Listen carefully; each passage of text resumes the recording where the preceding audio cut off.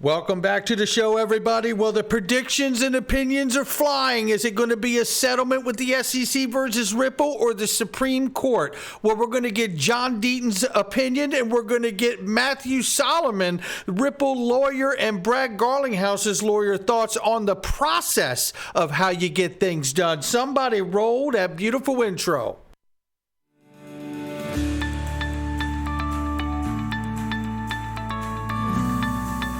Digital Perspectives with Brad Kimes. Come on in.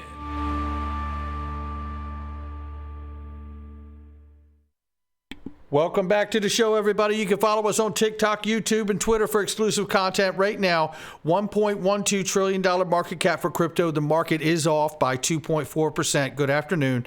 Bitcoin is 23,400 plus. Ethereum, $1,607 and change. We see Tether market cap says $70.7 billion. It is up almost $500 billion from this morning, I believe. I mean, that's remarkable.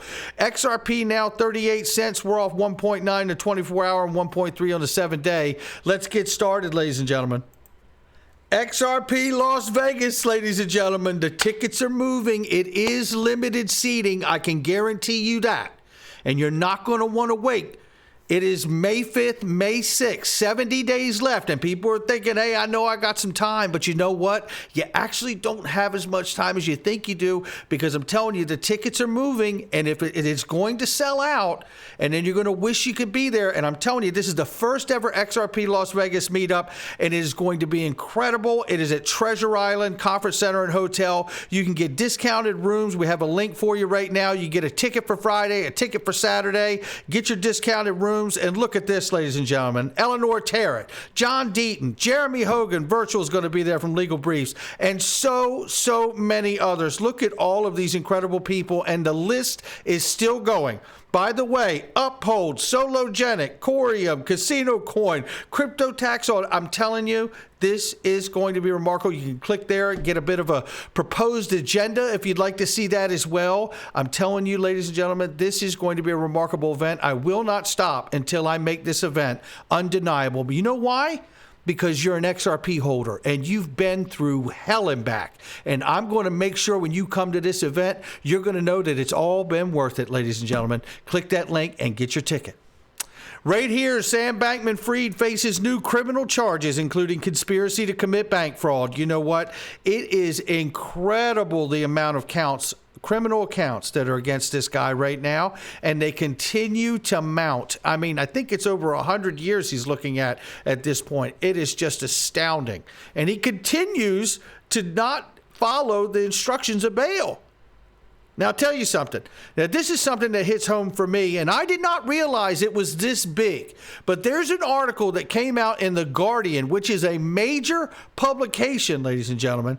Major publication. Do you remember the Phoenix Fire token that so many XRP holders got burned on? Do you remember that? Well, it's made it into theguardian.com, ladies and gentlemen. It goes through and breaks down here the Phoenix Fire token in the nest. And I tell you what, when I was reading this article, I was astounded because, truthfully, I remember hearing about it, but I didn't realize it was as big as it actually was.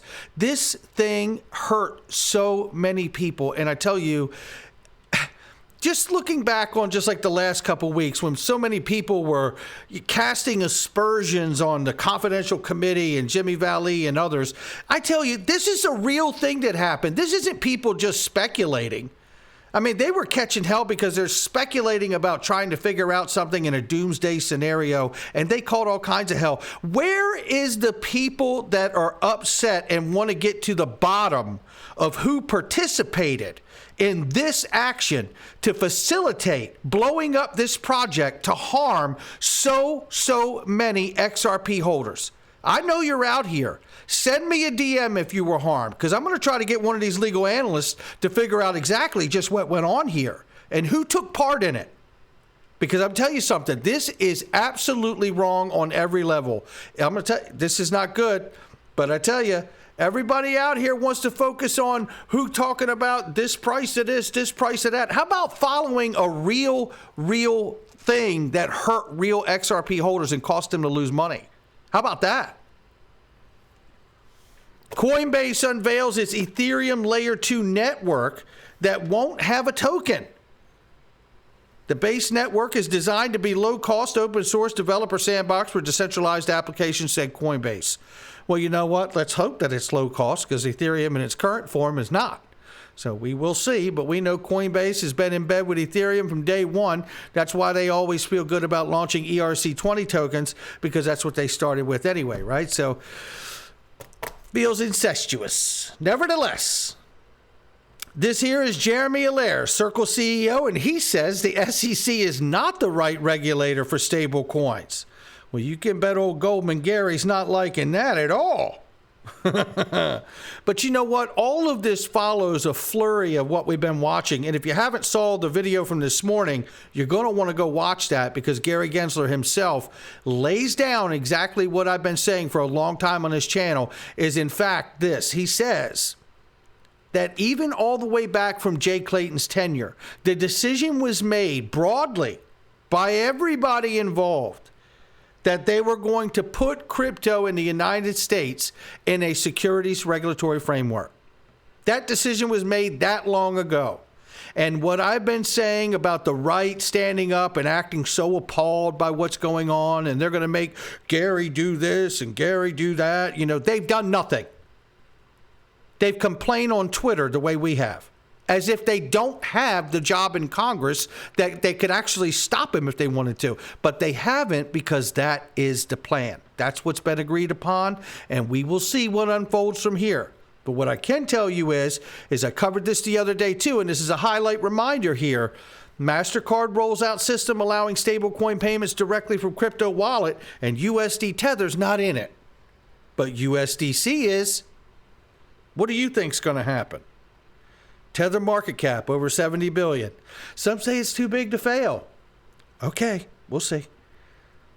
Meanwhile, we saw Augustin Carstens come out. Bank of International Settlements emphasized the need for regulation in the crypto space globally, by the way, highlighted FSB, which we follow closely here on this channel, which tells me, ladies and gentlemen, we are river dancing on top of this thing. It's coming. It's coming. His big message yesterday was crypto's lost the battle. Calling for regulation in the crypto space to prevent a financial earthquake. As if we're not going to have a financial earthquake to begin with. IMF falls in line. You see the global message that's happening here? IMF for coordinated action over fears of crypto undermining the global monetary system. You think they're going to sit back and watch a fancy little coin take over their ground they've been running? It's not going to happen. You know, I had a buddy when we were about teenagers and we'd all just gotten our license. I'll never forget it. He wanted to borrow and drive the car from his dad. And his dad could tell that he wanted to borrow the car, and he knew that his son was a bit reckless. And he just fed into it. He says, Brian, Friday night, I bet you, would you like to have the car, go riding around with your friends? He's like, yeah, Dad, I'd love that. He goes, not going to happen. That's what, I'll never forget it. Well, I tell you what, that feels a lot like what's going on here, ladies and gentlemen. They're getting ready to take the keys back. John Deaton says here, if the SEC agreed in writing ongoing and future sales of XRP by Ripple are not sales of securities, and also agreed that secondary market sales of XRP by any person or entity will not be sales of securities, I'm confident 10 out of 10 lawyers advise settlement. I'm with you there. God bless John Deaton, and boy, would I love to see that come to fruition. But you know what? We have to take a look at some of the other things that are happening. Listen to Brad Garlinghouse himself basically say the same thing. Listen.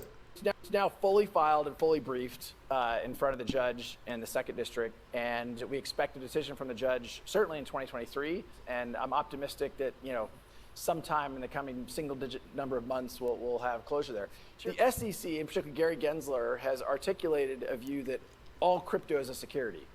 The only way that Ripple would settle, and I've said this at the very beginning, the only way we would settle is if there's clarity that XRP is not a security on a go-forward basis. If there's, I mean, so you have this conundrum where the SEC is saying all crypto is a security. We're saying there's only a settlement if we can say XRP is not a security on a go-forward basis. So the Venn diagram for settlement is, I think, zero. So I think we're going to end up letting the judge decide, and I'm very optimistic. And I think people here in this audience know, and here at Davos know, this case is very important to crypto, not just for Ripple. It's for the whole industry. And I think that the fight that we've been fighting really, in some ways, has been for the whole industry. I would happily agree with that. And shout out to Plan XRP for that post. But now I want to bring you to this recent clip from just a few months ago where they're discussing the library case and the Ripple case and the outcome of what it really means for the crypto space. Very important comments here. Shout out to DAI for this one. Take a listen to this. And so the two cases I'd focus on in that regard, because they spill over in so many different ways, are the recently decided library case and the maybe soon to be decided Ripple case. And by the way, we're going to hear from Matthew Solomon, Brad Garlinghouse's lawyer, in just one moment. They're related in the sense that we're still asking what's a security. I wouldn't overplay one being relevant to the other. I think the judge took a very fact-specific approach in library, and I think, frankly, the judge will take a fact-specific case in Ripple, because I think that's what the SEC is asking everybody to do and saying, we're going to look at your specific facts. Other than maybe Bitcoin, there aren't a lot of specific factual circumstances that have yet publicly passed the SEC test. But I think each of these cases does provide us with clues of maybe where we're going to land on more clarity of where the public can say, here are some indicia of what ultimately will pass muster. In library, you saw, and this helps us advise clients on the front end, the judge took a very close look at what the company was saying early on in describing its own investment. And I think that's going to happen in any case. That's not going to be the end, but you're going to have trouble walking back comments about something looking like an investment contract if you later want to prove it's not an investment contract. In the library, we also had the notice argument that the public wasn't on notice of really what was a security. We have a similar argument in Ripple. I think we have different facts and certainly a different factual record there. And maybe if the judge decides on that ground, it may have I need to find a better word for ripple effect there, but some spillover effect. But I don't think a judge coming out in Ripple and deciding one way or the other is going to signal to everybody the fight is over. I don't imagine you, David, are going to say, never mind, we're not going after any tokens anymore. And I don't think the other side is, the defense bar is going to take the opposite position. But I do think that how library was decided and how Ripple will be decided will continue to educate us on how we can approach the SEC on what factors, what specific facts get us a little bit closer or further away from what's an investment contract. And listen, I want to be clear here. So what he's saying is basically that regulation by enforcement isn't going to stop just because of the library case or because of the Ripple case. And that's terrifying for innovation as far as I'm concerned. But I want to take you to something really quickly here. Take a look at this. This was a tweet from David Schwartz. And he was responding to a thread because he had that banner he had put up, and then it led into another conversation. He says here, I think, first of all, Yassim Mubarak here says, this tweet from Joel Katz, David Schwartz, is kind of worrying me a bit. Who goes through the door and who is shut out? He says, 1, Ripple goes through the door and retail XRP holders are shut out. Ripple and XRP go through the door and the rest of crypto space is shut out. Is it 1 or 2?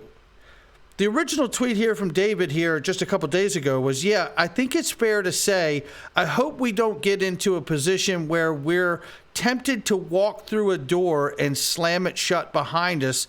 But of course, I can't promise we won't. Now, he does follow up here and he says, I hope that we don't run into a situation where we have to make any choice like that. Keep in mind, while the stakes are high, they're not quite as high as this suggests. After all, this is only the U.S. There's quite a bit more to the world, and Congress can change the laws. So it is something to keep in mind. But let's keep this in mind, too. This is Matthew Solomon in a panel sitting about a masterclass, a winning playbook for litigating against the SEC.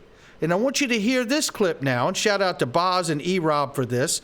Listen to this clip of Matthew Solomon talking about the law needs to be made by the judges, not by the speeches, not by papers, not by settlements. Listen. Okay.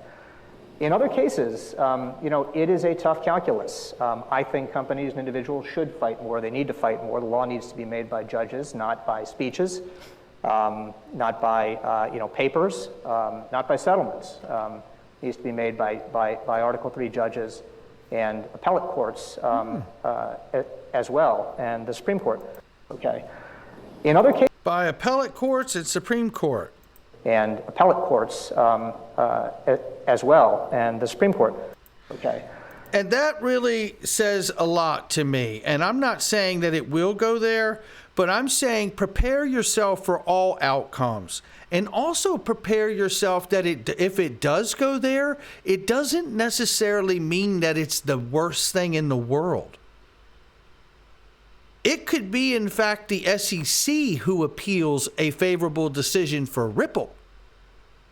And Ripple and XRP get to go on and have mass adoption in the U.S. as they have with the rest of the world, while the SEC pushes to appellate court and then ultimately Supreme Court.